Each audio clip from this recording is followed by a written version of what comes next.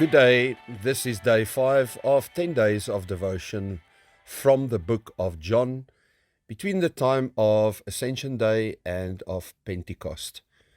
And we are looking forward to the fullness of the promise of Jesus, that the Holy Spirit would bring everything of who our God is close to our lives and close to our hearts, because He promised that He will give us a comforter that will be with us, the Spirit of truth who will remain in us.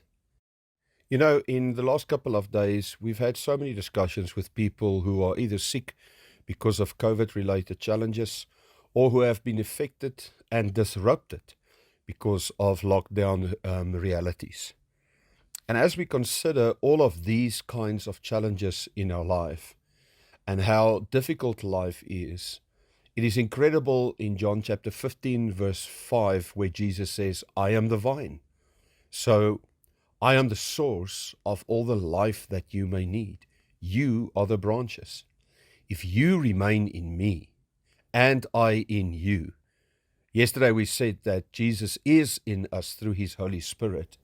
Us remaining in Him has everything to do with our focus, our attention, our devotion. Then He says, He promises, you will bear much fruit. Because apart from me, you can do nothing.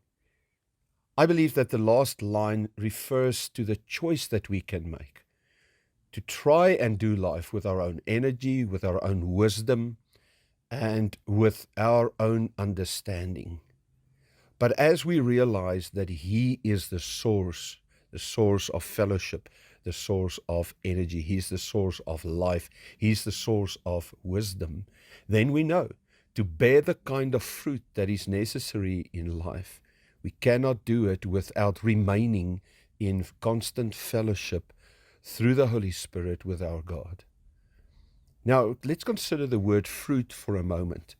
I think the first fruit of our fellowship with God is abundant life in the inner man. And that's why John 10 verse 10 promised that you will have life in abundance because of the impact of Jesus, who is the true vine in your life.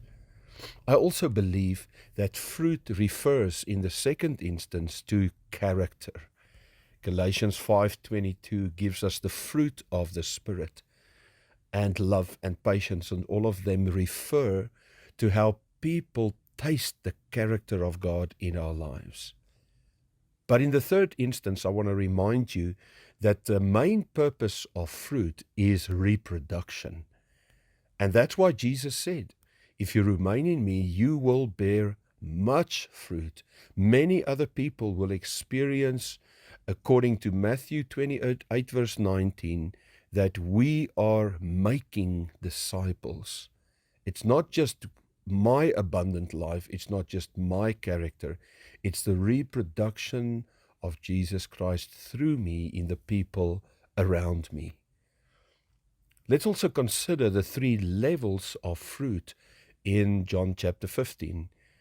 He spoke about some times where we do not bear fruit, other times where we bear some fruit, but in John chapter 15 verse 5, He promises, and He also indicates that He desires that we will bear much fruit.